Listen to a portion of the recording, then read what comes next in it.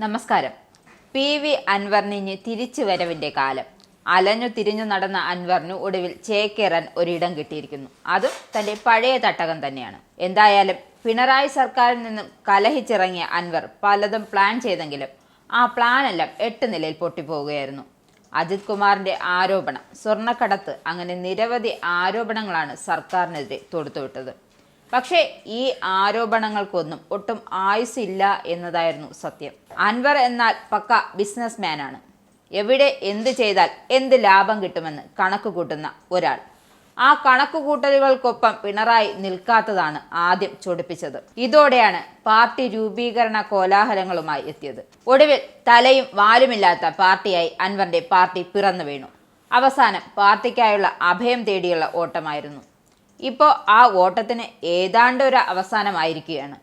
ഇടതുപക്ഷവുമായി തെറ്റിപ്പിരിഞ്ഞ ശേഷം തൃണമൂൽ കോൺഗ്രസിൽ ഔദ്യോഗികമായി അംഗത്വമെടുത്തതിന് പിന്നാലെ അൻവർ MLA സ്ഥാനം രാജിവെച്ചു. 30 വർഷങ്ങളോളം കോൺഗ്രസിലെ ആര്യാടൻ മുഹമ്മദ് കൈവശം വെച്ചിരുന്ന നിലമ്പൂർ മണ്ഡലത്തിൽ 2 തവണ അട്ടിമറി വിജയം നേടി ചരിത്രം കുറിച്ച അൻവർ ഇതോടെ ഇടതുപക്ഷവുമായുള്ള ബന്ധം ഔദ്യോഗികമായി വേർപെടുത്തി. എന്തായാലും CPM-ലെ ഉന്നത നേതാക്കൾ പറഞ്ഞിട്ടാണ് പോലീസിന് മുഖ്യമന്ത്രിയുടെ പൊളിറ്റിക്കൽ സെക്രട്ടറി P. ശശിക്കുമെതിരെ പരസ്യമായി പ്രതികരിച്ചതെന്ന് രാജിവെച്ച നിലമ്പൂർ MLA P.V. അൻവർ പറഞ്ഞത്.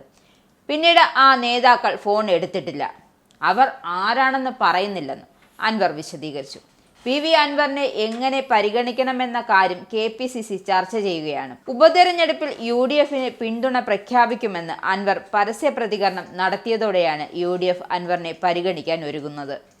അൻവറിനെ അവഗണിക്കുന്നത് ഗുണകരമല്ലെന്നും പിന്തുണ അനിവാര്യമാണെന്നും കോൺഗ്രസിനുള്ളിൽ പലതരത്തിലുള്ള വിലയിരുത്തലുകളുണ്ട്. കൂടുതൽ നേതാക്കൾ അൻവറിനെ അനുകൂലിച്ചുകൊണ്ട് സമ്മർദ്ദം ചെലുത്തുന്നുമുണ്ട്. VD സതീശനെതിരായ ആരോപണങ്ങളിൽ അൻവർ മാപ്പ് പറഞ്ഞതോടെ ഇക്കാര്യത്തിൽ VD സതീശന്റെ നിലപാട് എന്താകുമെന്നതും നിർണായകമാണ്.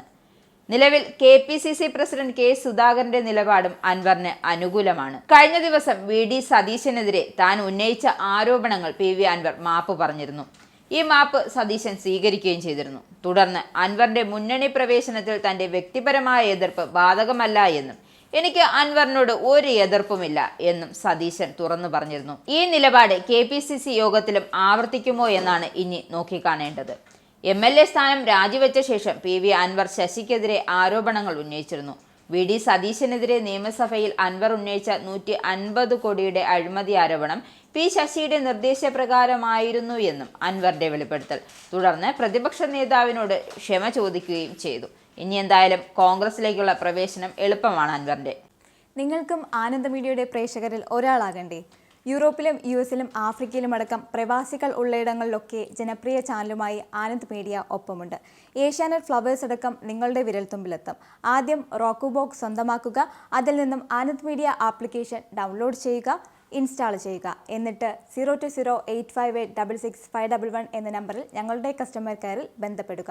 അല്ലെങ്കിൽ +91 735 660 3747 എന്ന നമ്പറിൽ വാട്സപ്പ് ചെയ്യുക. ആനന്ദ് മീഡിയയുടെ സേവനങ്ങൾ സ്വന്തമാക്കുക. മറ്റു ചാനലുകൾക്കൊപ്പം ആനന്ദ് TVയും എൻജോയ് ചെയ്യുക.